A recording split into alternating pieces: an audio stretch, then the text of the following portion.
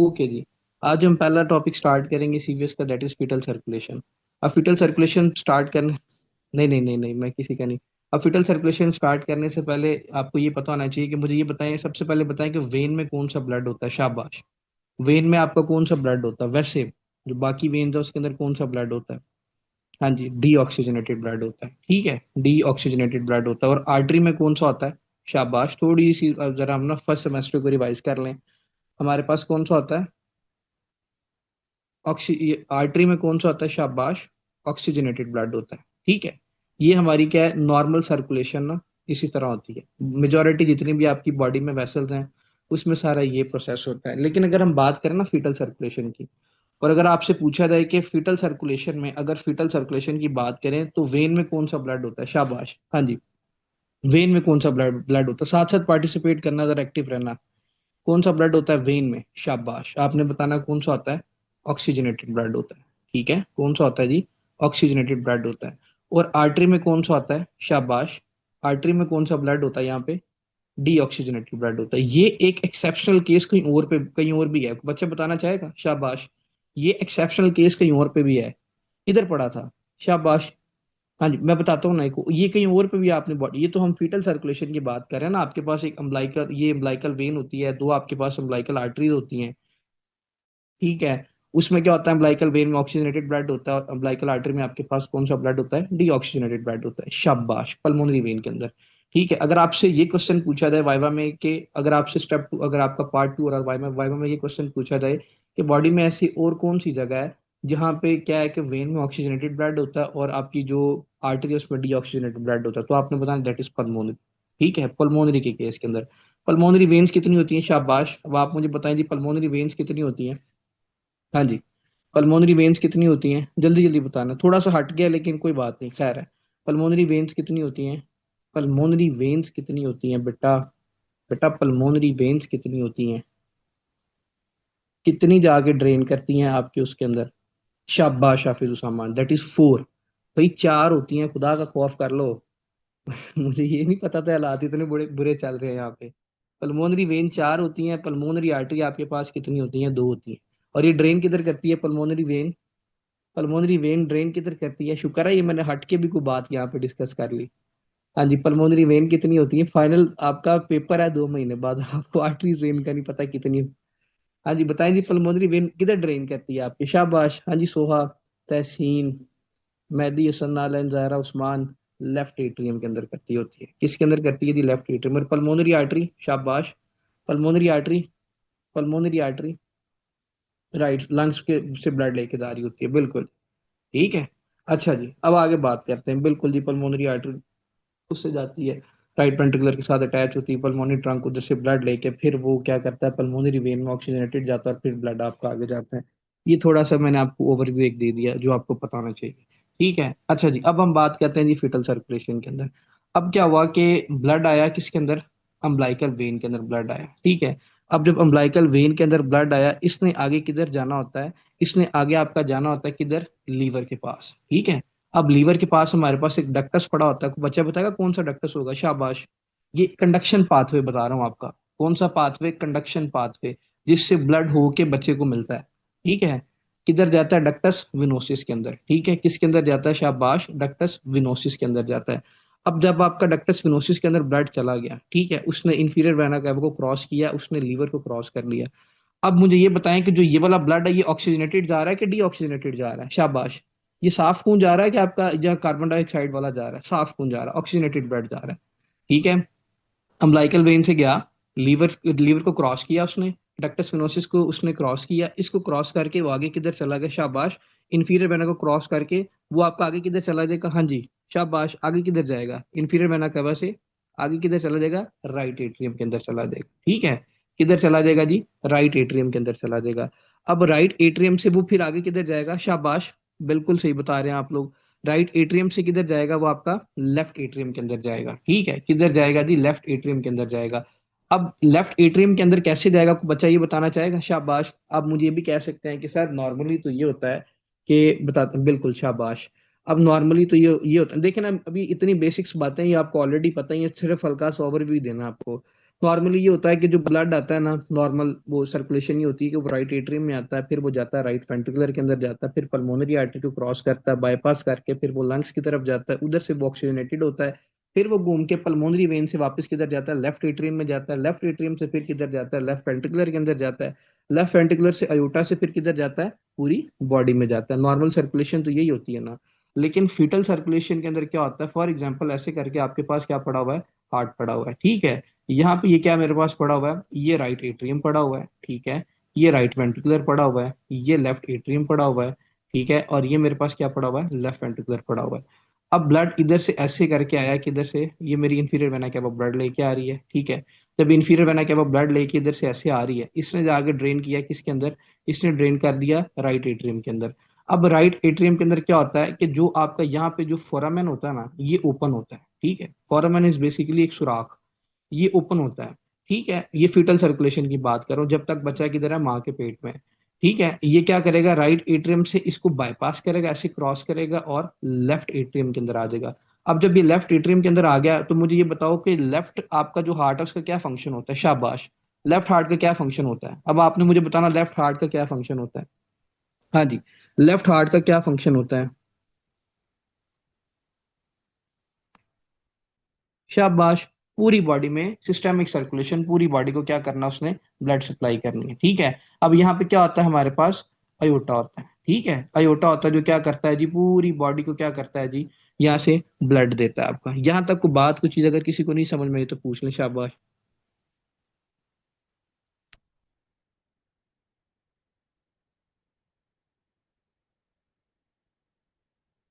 Okay जी, ठीक है जी, okay, यहाँ तक क्लियर है।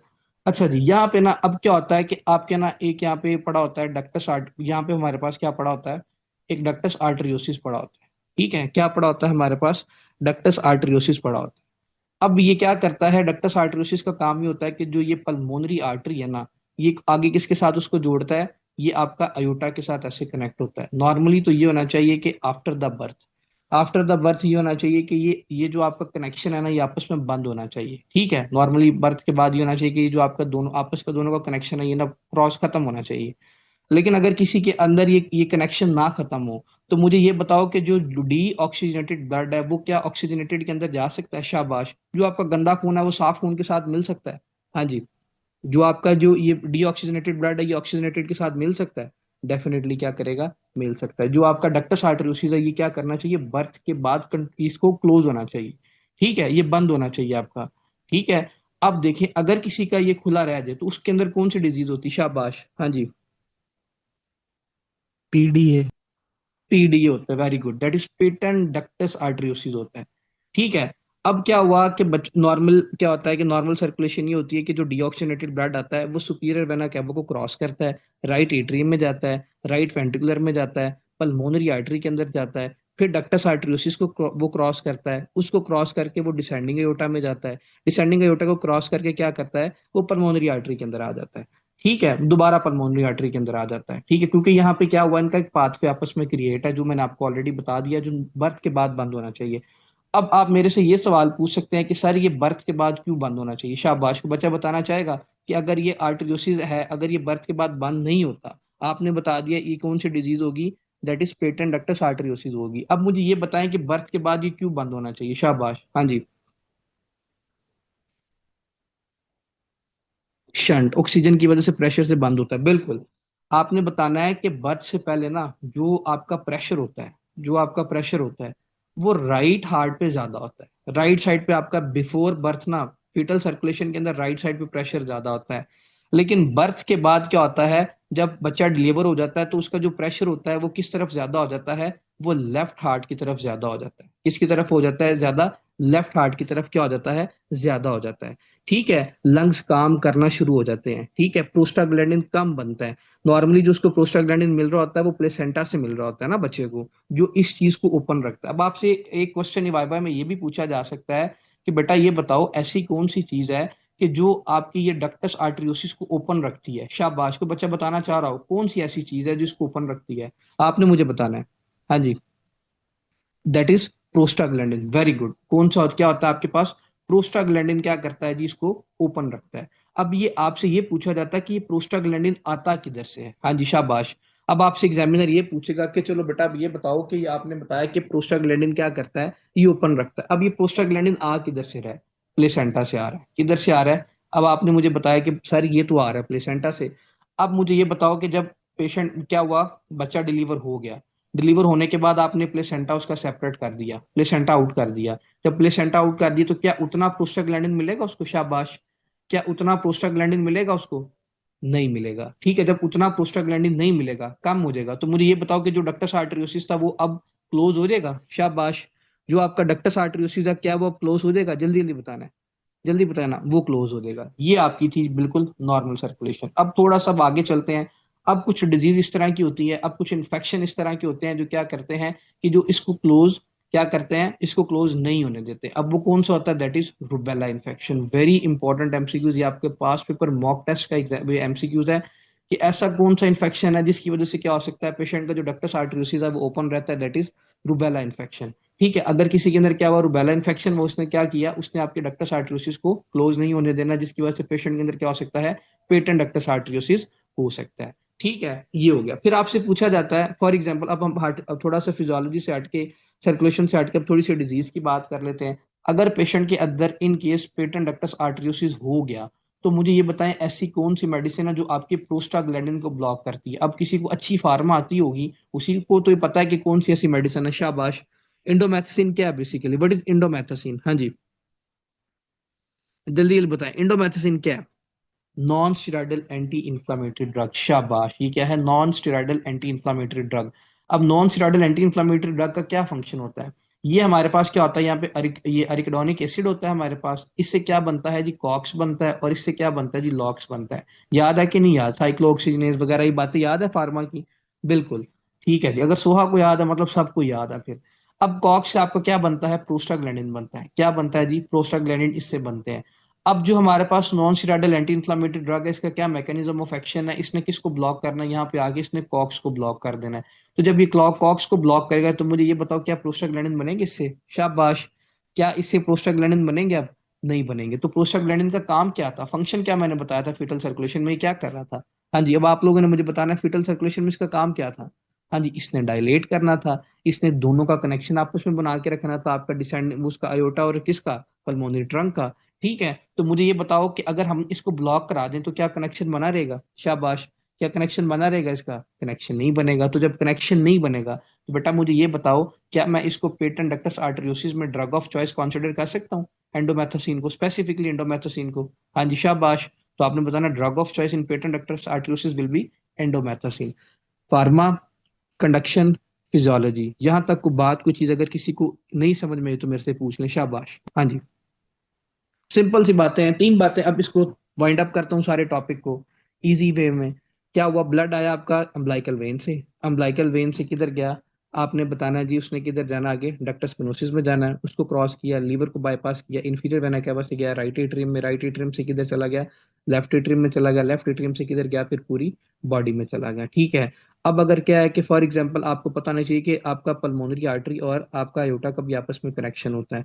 ठीक है, नॉर्मली होना चाहिए कि बर्थ के बाद उसको बंद होना चाहिए, क्योंकि इसके अंदर ये होता है कि जो आपका डीऑक्सीजनेटेड ब्लड है वो ऑक्सीजनेटेड के साथ क्या होता है, मिक्सअप हो रहा होता है। अगर ये होगा तो पेशेंट के अंदर क्या हो सकता है, पेशेंट के अंदर साइनोसिस वगैरह, साइनोसिस हो सकती है। वो डिपेंड करता है कौन सी हो रही है, हम आगे जाकर उसको डिस्कस करते हैं।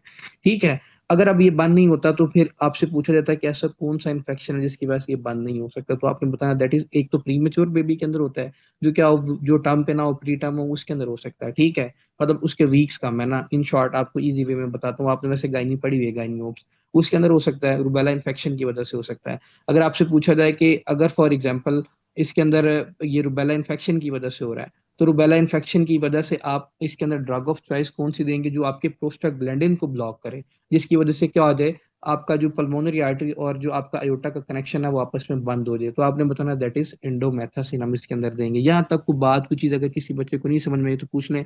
आइबुप्रोफेन बिल्कुल दे सकते हैं, एसिटामिनोफेन भी इसके अंदर दे सकते हैं, लेकिन आपने पहली प्रायोरिटी आपको किसको रखना, दैट इज इंडोमेथासिन को रखना। ठीक है, अब आपकी जो बुक पे बातें लिखी हैं कि पल्मोनरी आर्टरी के अंदर जो वो प्रेशर होता है, ऑक्सीजन 80% होती है इसके अंदर, 30 मिलीमीटर मर्करी होती है, ये आप एक दफा खुद ही देख लीजिएगा, nobody ask in exam. ठीक है, बस जो मेन मेन बातें उस पर रह के बात करते हैं, यहाँ तक कोई बात कोई चीज नहीं, अगर किसी को समझ में आई तो पूछ ले, शाबाश। हाँ जी, क्लियर है। ओके जी। फिर इसके बाद ना, अब आपका एक और टॉपिक है इसके अंदर, दैट इज डेरिवेट्स। अब आप कहेंगे कि सर डेरिवेट्स में से क्वेश्चन आता है, तो डेफिनेटली डेरिवेट्स के अंदर से सवाल आ सकता है। वो आपको पूरा केस बना के इसके अंदर से ना फंसा सकता है, तो आपने इसको रट्टा लगाना है। There is a no actual concept behind this. ठीक है, तो आपने बस मोटी मोटी बातें याद रखनी है। अब मैंने आपको बताया था कि भाई जो डक्टस आर्टरियोसिस है, ये क्लोज होता है। ठीक है, ये क्लोज होके किसके अंदर क्लोज होता है, यहाँ पे क्या चीज आती है, शाबाश। हाँ जी, वो बच्चा बताना चाह रहा हो क्लोज किसके अंदर होता है, मैंने आपको इसलिए पीछे नहीं बताई ये वाली बात। अगर डक्टस आर्टरियोसिस को क्लोज हो गया तो उसका डेरिवेट क्या होगा, वहां पे क्या होगा, तो आपने बताना वहां पे क्या बनेगा, दैट इज लिगामेंटम आर्टरियोसिस बनेगा। ठीक है, लिगामेंटम आर्टरियोसिस बनेगा इसके अंदर, ये आपने बताना है। और ये किस जगह पे प्रेजेंट होता है जो लिगामेंट होता है, इसके आसपास के स्ट्रक्चर, क्या इसके आसपास के स्ट्रक्चर होंगे, आपने बताना यहाँ से क्या चीज गुजरी होगी, that is left recurrent laryngeal nerve गुजरी होगी। ये बहुत इंपॉर्टेंट एमसीक्यूज है, आपने स्किप नहीं करना, इसको नहीं करना स्पेसिफिकली ना, इसमें से एग्जामिनर फंसा लेता है। ठीक है, उसके अलावा बात करते हैं। उसके अलावा आपने बात करनी है, फिर मैंने आपको बताया कि डक्टस मिनोसिस भी होता है। अभी मैंने आपको बताया जो अम्बिलिकल वेन है वो किसके अंदर आगे जाती है, कंडक्शन पाथवे के जरिए। मैंने आपको बताया था कि डक्टस मिनोसिस के अंदर जाती है।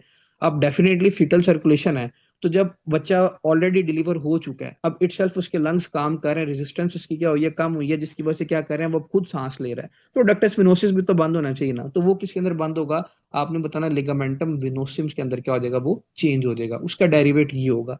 ठीक है, उसके अलावा फिर मैंने आपको एक फॉरमन ओवेल भी बताया था। ठीक है, ये फॉरमन ओवेल वाला तो मैंने खुद एमसीक्यूज देखा है, प्रैक्टिस एमसीक्यूज मैंने देखा हुआ है, ये आपने नहीं भूलना। ये आगे किसके अंदर चेंज होता है, शाबाश, फॉरमन ओवेल। इसको आपने लाइट नहीं लेना, मुझे पता सीधी सीधी से बातें हैं, इसके पीछे कोई कॉन्सेप्ट नहीं है, लेकिन एग्जाम में क्वेश्चन आ जाता होता है।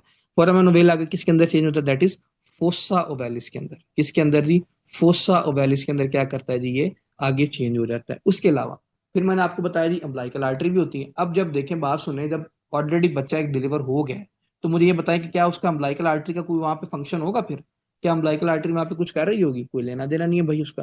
तो अम्बिलिकल आर्टरी आगे किसके अंदर चेंज हो जाएगी, तो आपने बताना किसके अंदर होगी, मीडियन अम्बिलिकल लिगामेंट के अंदर चेंज हो जाएगी। ठीक है, किसके अंदर, मीडियन अम्बिलिकल लिगामेंट के अंदर चेंज हो जाएगी। ठीक है, इसके अंदर मीडियन आना है, ए एन याद रखना एंड पे, ए एन आना है इसके अंदर।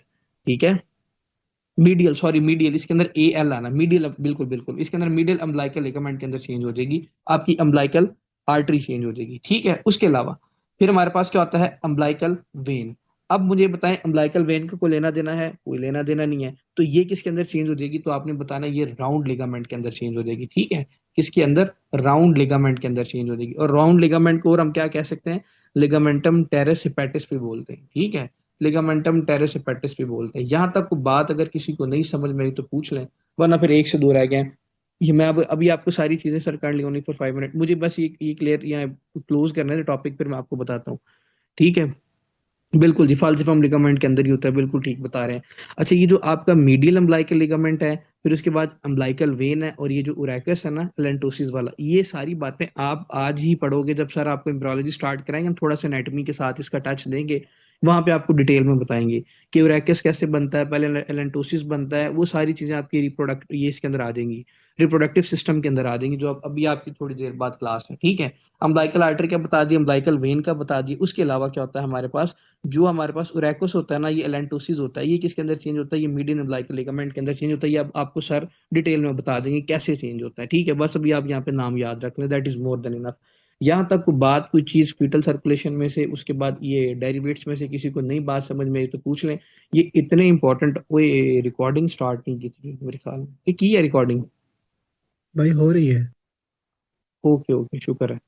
ठीक है, अच्छा, ये इतने इंपॉर्टेंट टॉपिक है ना यार, इसमें से एमसीक्यूज आ जाता होता है, इसको आपने स्किप नहीं कराना। ठीक है, अब जिसने नमाज पढ़नी है वो उसके पास 4 से 5 मिनट है, हार्डली 5 मिनट है, इससे ज्यादा वेट अब डेफिनेटली सारे बच्चे यहाँ पे नहीं करना, तो नमाज पढ़ें फौरन जाके आप लोग।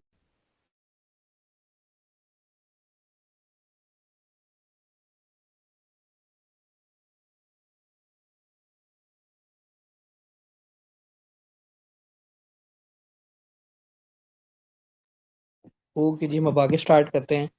लास्ट मैंने आपको बताया था कि जो आपका अम्बिलिकल वेन है इसका क्या डेरिवेट होता है, दैट इज राउंड लिगामेंट। ठीक है, अब हम आगे स्टार्ट करते हैं थोड़ी सी इसकी एनाटॉमी का पोर्शन जो आपको पता होना चाहिए। अब एनाटॉमी का पोर्शन स्टार्ट करने से पहले हार्ट की एनाटॉमी का इसमें से आपसे एमसीक्यूज पूछा जाता है कि ऐसा कौन सा हार्ट का स्ट्रक्चर है जो आपका मोस्ट पोस्टीरियर होता है। शाबाश, बच्चा बताना चाहेगा कि सबसे पीछे स्ट्रक्चर क्या पड़ा होता है। हाँ जी, शाबाश। मोस्ट पोस्टीरियरली क्या पड़ा होता है आपके पास? हाँ जी, left atrium. That is very important MCQs, ये आपने नहीं भूलना। ठीक है, क्या पड़ा होता है हमारे पास? लेफ्ट एट्रियम पड़ा होता है। फिर आपसे ये पूछा जाता है कि मोस्ट एंटीरियर पार्ट कौन सा होता है। हाँ जी, मोस्ट एंटीरियर पार्ट कौन सा होता है, आपने ये भी बताना है, ये कौन सा होता है हमारे पास? That is right ventricular. बेटा जिसका माइक ऑन है काइंडली उस्मान अली, मैं आपको खुद ही कर देता हूँ, म्यूट कर लें। अच्छा जी, मोस्ट इंटीरियर पार्ट कौन सा होता है हमारे पास? दैट इज राइट वेंट्रिकुलर होता है। ये दोनों बहुत इंपॉर्टेंट एमसीक्यूज है। ठीक है सिंगल सिंगल लाइन के, लेकिन आपने याद रखना, ये इंपॉर्टेंट है, इसको आपने नहीं भूलना। अब आप बात करते हैं किसकी? अब देखते हैं कि फॉर एग्जाम्पल अगर किसी पेशेंट के अंदर क्या हुआ, लेफ्ट एट्रियम का जो साइज है ना वो बढ़ गया। ठीक है, अभी मैं आपको नहीं बता रहा कि माइट्रल स्टेनोसिस क्या होता है, अभी उसको भूल जाएं क्योंकि कुछ बच्चों को ये बात नहीं अभी पता होगी। सिर्फ इतनी बात याद रख लें, अगर किसी का लेफ्ट एट्रियम का साइज बढ़ गया है तो लेफ्ट एट्रियम के साइज बढ़ने की वजह से ना एक सिंड्रोम होता है। वो कौन सा होता है? शाबाश, आपने पढ़ा होगा कौन सा सिंड्रोम होता है। Very good Mehdi Hasan, that is Ortner syndrome. कौन सा होता है जी? अब ऑर्टनर सिंड्रोम। अब सिंड्रोम है ना, इसमें डेफिनेटली 3 से 4 चीजें होंगी। अब बताएं कि ऑर्टनर सिंड्रोम में क्या क्या होता है। आपकी बुक पे एग्जैक्ट ऐसे ही लिखा हुआ है, ऑर्टर सिंड्रोम के अंदर क्या क्या होता है। शाबाश। अच्छा जी, पहले आपने बता दिया जी कौन सी चीज होती है, डिस्फेजिया होती है। ठीक है, मान लिया जी डिस्फेजिया। डिस्फेजिया तो जीआईटी की भी किसी किसी डिजीज की वजह से हो सकता है। दूसरा काम क्या होता है यहाँ पे आप बता रहे हो जी, हॉर्सनेस ऑफ वॉइस होती है। ये भी मान लिया जी क्या होता है हमारे पास, हॉर्सनेस ऑफ वॉइस होती है। ठीक है, ये भी देख लिया। तीसरा काम क्या होता है यहाँ पे? शाबाश, तीसरी चीज क्या होती है, जल्दी जल्दी बताएं। हॉर्सनेस ऑफ वॉइस के बाद क्या होता है? माइट्रल स्टेनोसिस होती है इसके अंदर। ठीक है, माइट्रल स्टेनोसिस की वजह से बेसिकली होता है। अब आपने मुझे ये दो चीजें बतानी है कि अगर इस पेशेंट के अंदर हो रही हैं तो क्यों हो रही है, इसकी रीजन क्या है, वाई, इसकी क्या पीछे पैथोफिजियोलॉजी है, क्या इसकी पीछे पैथोलॉजी जिसकी वजह से ये हो रहा है। हाँ जी, कोई बच्चा बताना चाह रहा हो, जल्दी जल्दी। शाबाश। देखो बेटा, मैंने आपको सबसे पहली बात क्या बताई थी, मैंने आपको सबसे पहला पॉइंट कौन सा लिखवाया था कि जो लेफ्ट एट्रियम है ये हमारे पास क्या होता है, क्या होता है हमारे पास? मोस्ट पोस्टीरियर पार्ट होता है। अब जब ये पोस्टीरियरली पड़ा है ना हमारे पास, पोस्टीरियरली पीछे क्या पड़ी हुई है आपको पता है? हमारे पास पीछे एसोफेगस पड़ी हुई है। ठीक है, जब इसका लेफ्ट एट्रियम का मैंने आपको बताया कि साइज बढ़ेगा, जब ये साइज बढ़ेगा ना ये पीछे किसको क्या करेगा, एसोफेगस को कंप्रेस करेगा। तो जब ये एसोफेगस को कंप्रेस करेगा तो क्या पेशेंट सही तरह से खाना खा सकता है? शाबाश, क्या पेशेंट सही तरह से खाना खा सकता है? तो क्या इसकी वजह से डिस्फेजिया हो सकता है? आपने बताना सर इसकी वजह से डिस्फेजिया हो जाएगा। अगर आपसे पूछे ना कि माइट्रल स्टेनोसिस या लेफ्ट एट्रियल एनलार्जमेंट की वजह से कैसे हो सकता है, तो आपने बताना भाई पीछे एसोफेगस पड़ी हुई है, पीछे ही हमारे पास एक नर्व पड़ी हुई है, वो कौन सी है? That is left recurrent laryngeal nerve पड़ी हुई है। ठीक है, अब ये किसकी ब्रांच है? शाबाश, अब ये भी एमसीक्यूज कभी कभी पूछा जाता है कि left recurrent laryngeal nerve branch किसकी है। हाँ जी, ये ब्रांच किसकी है, जल्दी बताएं। That is vagus nerve. ठीक है, ये यहाँ पे एसोसिएट एमसीक्यूज आ सकता था, मैंने इसलिए बता दिया। ऑल दो जो कंप्रेस होती है हमारे पास वो नर्व कौन सी होती है? That is left recurrent laryngeal nerve होती है हमारे पास। तो जब ये कंप्रेस हो जाती है तो मुझे ये बताओ, क्या पेशेंट के अंदर हॉर्सनेस ऑफ वॉइस हो सकती है? जब हमने आपको इसकी सर्जरी पढ़ाई थी, ठीक है, उसके अंदर मैंने आपको बताया था कि हॉर्सनेस ऑफ वॉइस कैसे होती है, सिर्फ एक मसल को सप्लाई मिलती रहती है, वो याद है ना? उसको कौन सी कार्य होती थी? सुपीरियर लेरेंजियल नर्व कर रही थी। ठीक है, बाकी सारे कंप्रेस हो जाएंगे, ये अगर ये नर्व कंप्रेस हो जाएगी तो उनको सप्लाई नहीं मिलेगी, जिसकी वजह से क्या हो जाएगी? हॉर्सनेस ऑफ वॉइस हो जाएगी। ठीक है, ये सारी बातें मैंने आपको सर्जरी के अंदर बताई हुई हैं। ठीक है, ओके, यहाँ तक क्लियर है। ऑर्टनर सिंड्रोम समझ में आ गया कि डिस्फेजिया कैसे हो रहा है और हॉर्सनेस ऑफ वॉइस पेशेंट के अंदर कैसे हो रही है। मोस्ट इंटीरियर पार्ट अब हमारे पास अगर वो कंप्रेस होती है तो फिर तो पिच चेंज, बिल्कुल जी, मैंने आपको ऑलरेडी वहां पे सारी बातें बताई है कि पिच उसके अंदर चेंज होती है, क्या क्या इशू होता है, वो हमने सर्जरी के अंदर डिस्कस किया। अब उसको सेपरेट मतलब वो मैं लेके नहीं आगे जा रहा। अच्छा जी, अब आगे बात करते हैं जी लेफ्ट वेंट्रिकुलर। मैंने आपको बता दिया कि मोस्ट इंटीरियर कौन सा होता है हमारे पास, लेफ्ट ये सॉरी राइट वेंट्रिकुलर होता है। फिर आपसे पूछा जाता है, ओके, फिर आपसे पूछा जाता है कि जो हमारे पास लेफ्ट वेंट्रिकुलर होता है ये कितना एरिया कंज्यूम करता है, तो आपने बताना है ऑलमोस्ट 2/3 एरिया हमारे पास क्या होता है जी, लेफ्ट वेंट्रिकुलर का होता है। ठीक है, और जो पीछे बच जाता है राइट वेंट्रिकुलर का, ये कितना होता है? ये हमारे पास 1/3 होता है। ठीक है, आपकी अगर डायफ्रेगमेटिक वो कार्डिक सरफेस के अकॉर्डिंग चले ना, तो जो मेजर ज्यादा पोर्शन जो एरिया कवर किया होता है वो किसने किया होता है, आपने बताना है जी, वो लेफ्ट वेंट्रिकुलर ने किया होता है। ठीक है, और राइट वेंट्रिकुलर ने कितना किया होता है, तकरीबन 1/3 ही किया होता है। ये मतलब हार्ट की थोड़ी बहुत एनाटमी थी। क्योटनेस सिंड्रोम में से इसके अंदर से क्वेश्चन आ जाएगा, ये आपने नहीं भूलना इसके अंदर से। ठीक है, फिर ऊपर जो मैंने आपको दो एमसीक्यूज लिखवाए हैं, ये इसके अंदर आपको पता होना चाहिए। अब आगे बात करते हैं जी किसकी, पेरिकार्डियम। ठीक है, अब पेरिकार्डियम क्या होता है आपको ये पता होना चाहिए। बेसिकली पेरिकार्डियम आपकी क्या होता है, हार्ट की जो कवरिंग होती है ना, उसको हम क्या बोलते हैं जी, पेरिकार्डियम बोलते हैं। ठीक है, आउटर लेयर होती है, हम उसको क्या बोलते हैं जी, पेरिकार्डियम, पेरिकार्डियम उसको हम बोलते हैं। ठीक है। अच्छा, अब इसकी बिना आगे तीन लेयर हैं। अब तीन लेयर जिसकी कौन कौन सी हो सकती हैं, एक हमारे पास कौन सी होती है, एक हमारे पास होती है जी पैराइटल पेरिकार्डियम। ठीक है, पैराइटल पेरिकार्डियम होती है। दूसरी हमारे पास कौन सी होती है जी, फाइब्रस पेरिकार्डियम होती है। और तीसरी कौन सी होती है, जो इनर होती है, शाबाश, तो आपने बताना है वो हम इसको क्या बोलते हैं, विजरल पेरिकार्डियम बोलते हैं। ठीक है, क्या बोलते हैं, हम इसको विसरल पेरिकार्डियम बोलते हैं। जो हमारे पास पैराइटल पेरिकार्डियम होती है और फाइब्रस पेरिकार्डियम होती है, ये बायर वाली सरफेस पे प्रेजेंट होती है। और जो हमारे पास विसरल पेरिकार्डियम होती है, कहाँ प्रेजेंट होती है, ये इनर सरफेस के अंदर अंदर जो होती है ना, उस पे प्रेजेंट होती है। ठीक है, ओके। अब हमें किसका पता होना चाहिए, इसके अलावा पेरिकार्डियल स्पेस का पता होना चाहिए। अब पेरिकार्डियल स्पेस क्या है, सिंपल सी बात है कि जो आपकी पैराइटल पेरिकार्डियम और विसरल पेरिकार्डियम के दरमियान में जो आपकी स्पेस बनेगी ना, आप उसको क्या बोलोगे, पेरिकार्डियल स्पेस बोलो। क्या बोलोगे उसको, हमने क्या बोलना है, हमने उसको कहना है कि ये क्या है हमारे पास, पेरिकार्डियम, पेरिकार्डियल स्पेस है। ठीक है, अब आपसे ये पूछा जाता है कि पेरिकार्डियल स्पेस के अंदर क्या होता है, शाबाश, तो बच्चा बताएगा पेरिकार्डियल स्पेस के अंदर क्या होता है, जल्दी जल्दी बताना आप लोगों ने। पेरिकार्डियल स्पेस के अंदर क्या होता है, शाबाश, क्या होता है, बाय द वे क्या फ्लूइड होता है हमारे पास, वेरी गुड। ठीक है, क्या होता है हमारे पास, फ्लूइड प्रेजेंट होता है। अब ये फ्लूइड क्यों प्रेजेंट होता है, ताकि फ्रिक्शन ना हो।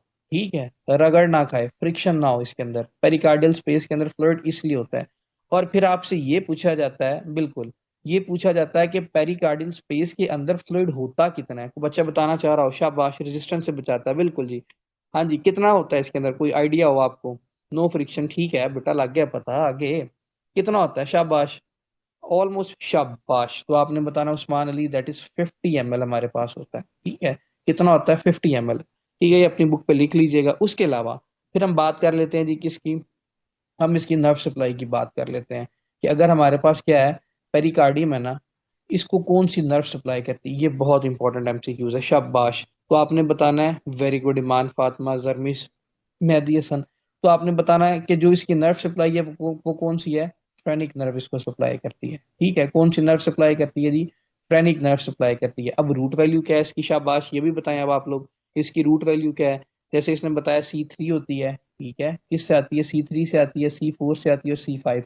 अब इसमें से भी एक एमसीक्यूज आता है कि इसमें से भी मेनली कौन सी ऐसा रूट वैल्यू जो आपकी फ्रेनिक नर्व जहां से ओरिजिनेट हो रही होती है, शाबाश, तो आपने बताना है दैट इज C4।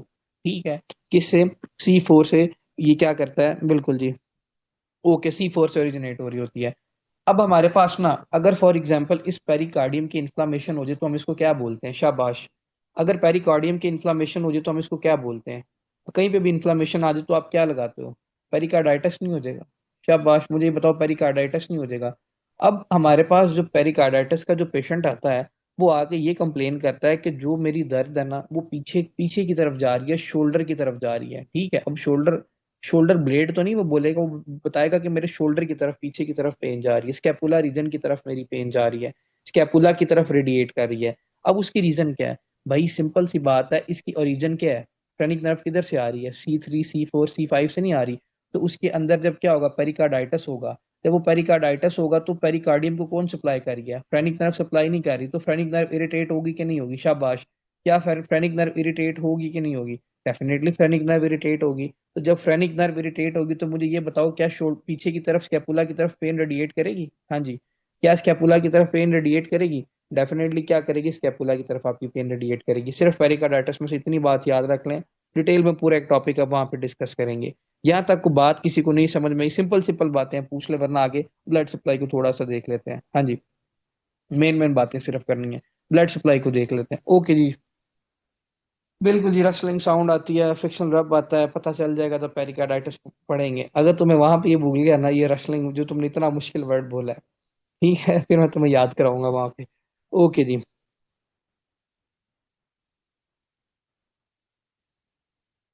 ओके जी। अच्छा जी, अब बात करते हैं जी ब्लड सप्लाई की। तो आप अब इसमें से जो आपसे पहला एमसीक्यूज पूछा जाता है, पहला एमसीक्यूज आपसे बेटा ये पूछा जाता है कि ऐसी कौन सी मोस्ट कॉमन वेसल है जो ओक्लूड होती है। शाबाश। मोस्ट कॉमन वेसल ओक्लूड होती है, वो कौन सी होती है? हाँ जी, दैट इज लाडा। अब लाडा बेसिकली क्या है? That is left anterior descending artery हमारे पास क्या होती है, ये मोस्ट कॉमनली क्या करती है जी, ओक्लूड करती है। ठीक है, ये ब्लॉक हो जाती है पेशेंट के अंदर, ये आपने बताना है। अब आपसे पूछा जाता है कि अगर फॉर एग्जांपल किसी पेशेंट के अंदर left anterior descending artery occlude कर गई है, वेसल बंद हो गई है, तो किस किस एरिया की निक्रोसिस हो सकती है, किस किस एरिया को ब्लड सप्लाई सही तरह नहीं मिलेगी। ठीक है, अब इसमें कहने का मकसद ये है कि लेफ्ट इंटीरियर डिसेंडिंग आर्टरी देख लेते हैं जी किस किस चीज को सप्लाई करती है। तो आपने बताना है ये किसको सप्लाई करेगी। टू थर्ड इंटरवेंट्रिकुलर सेप्टम को सप्लाई करेगी। ठीक है, इंटरवेंट्रिकुलर सेप्टम को सप्लाई करेगी। ठीक है, उसके अलावा और किस जगह? एंटीरियरली, बिल्कुल जी, एंटीरियरली इसको सप्लाई करेगी। उसके अलावा ये आपकी एंटीरोलेटरल पेपलरी मसल को सप्लाई करेगी। ठीक है, किसको? एंटीरोलेटरल पेपलरी मसल को सप्लाई करेगी। अब आप कहेंगे सर ये क्या इंटरवेंट्रिकुलर और ये क्या पेपलरी मसल, हमें तो नाम भी हमने पहले दफा आपने सुना है। और किसको सप्लाई करेगी आपने बताना है, anterior surface of left ventricular को क्या करेगी ये, सप्लाई कर रही होगी। अच्छा जी, अब इंटरवेंट्रिकुलर सेप्टम क्या होता है? अच्छा, इंटरवेंट्रिकुलर सेप्टम क्या होता है यार, ये देखो, ये आपका राइट वेंट्रिकुलर है और ये आपका क्या है, लेफ्ट वेंट्रिकुलर। इनके दरमियान में जो ये सेप्टम है ना, इसको जो आर्टरी सप्लाई कर रही है वो कौन सी होती है हमारे पास? बिल्कुल जी, बिटवीन द वेंट्रिकुलर। तो आपने बताना ये क्या है, इंटरवेंट्रिकुलर सेप्टम, और इसको कौन सी सप्लाई करिए, that is left anterior descending artery supply करिए। उसके अलावा पेपलरी मसल क्या होते हैं? यहाँ पे ना आपके लेफ्ट एट्रियम और राइट, इसके लेफ्ट वेंट्रिकुलर के नीचे ना यहाँ पे आपके पास पेपलरी मसल्स होते हैं।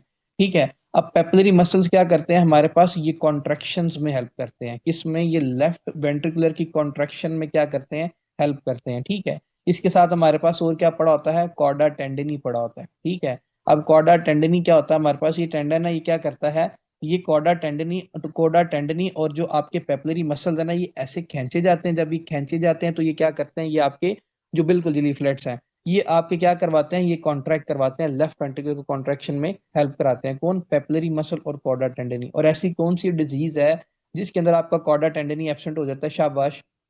जहाँ पे, बताता हूँ, जहाँ पे कॉर्डा टेंडनी का इश्यू होता है, ऐसी कौन सी डिजीज है? शाबाश, शाबाश, हाफिज उसामा, दिल खुश किया, that is mitral valve prolapse के अंदर। ठीक है, माइट्रल वेल्व प्रोलैप्स के अंदर आपका क्या होता है कि जो आपका कॉर्डा टेंडन है ये सही तरह बनते ही नहीं है। ठीक है, जब ये सही तरह बनेंगे नहीं तो इसकी वजह से पेशेंट के अंदर क्या होगा, माइट्रल वेल्व प्रोलैप्स हो जाएगी। जब हम पढ़ेंगे डिटेल में फिर आपको वहां पे बताएंगे, अभी सिर्फ इतनी बात मोर देन इनफ है, याद रख लें। ठीक है, तो मुझे ये बताएं, अगर आपसे पूछा जाए कि किसी पेशेंट के अंदर ये है, अगर किसी पेशेंट के अंदर क्या है, पेपलरी एंटीरोलेटरल पेपलरी मसल्स को सही तरह ब्लड सप्लाई नहीं मिल रही, इंटरवेंट्रिकुलर सेप्टम वाला आपने वो देखा, इकोकार्डियोग्राफी की, आपको पता है जी वहां पे उस एरिया को सही तरह सप्लाई नहीं मिल रही। ठीक है, ना इंटरवेंट्रिकुलर को, ना एंटीरोलेटरल को, और ना ही anterior surface of left ventricular को सप्लाई नहीं मिल रही सही तरह, तो कौन सी वेसल ओक्लूड हो सकती है? शाबाश, अगर एमसीक्यूज वो आपको ऐसे दे तो कौन सी वेसल ओक्लूड हो सकती है मोस्ट लाइकली इसके अंदर? तो आपने बताना that is left interior descending artery. ठीक है, एक मिनट बेटा।